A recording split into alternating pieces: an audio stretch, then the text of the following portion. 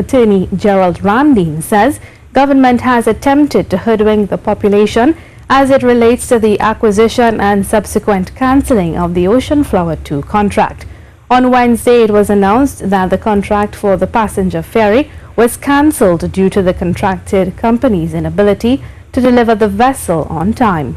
However, Mr. Ramdeen this afternoon shared an engineer's report with the media which stated that the Ocean Flower 2 was unsuitable from the get-go, and he called on the chairman of the port and the Minister of Transport to account for this.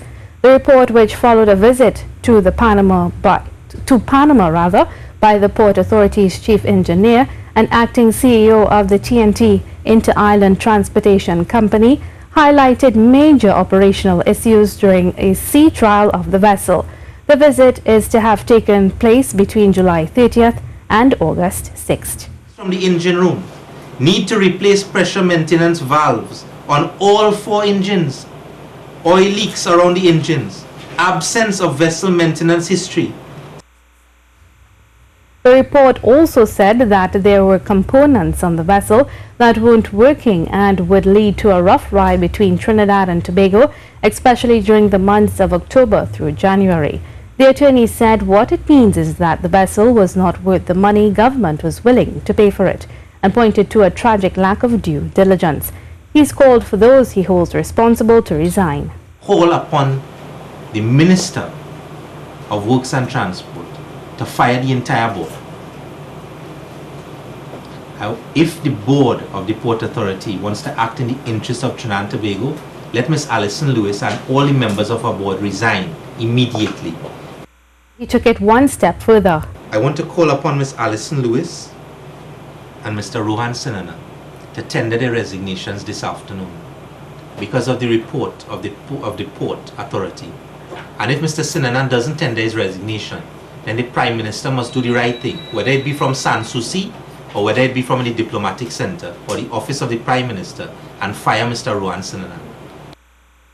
Mr. Ramdeen wants the police to get involved with a full criminal investigation, and he also wants a forensic investigation into the company, the Cabo Star and the Ocean Flower 2, which will be leased from Bridgeman's Services Group. In the meantime, he thinks all the material related to this matter at the Port Authority should be seized.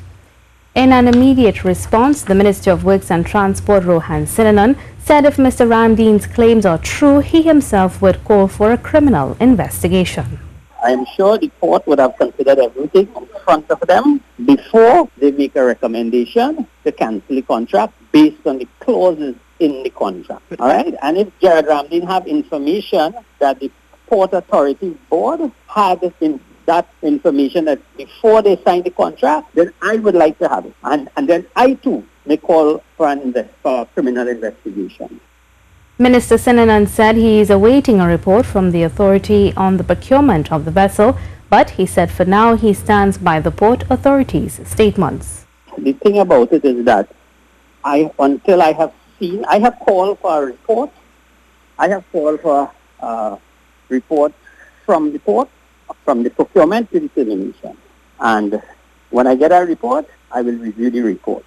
However, so far I have not heard anything in the public domain that triggers any concerns that I may have. If Gerald Ramdeen have, I would tell Gerald Ramdeen, take it to the police, and the police, I expect the police to do what they have to do.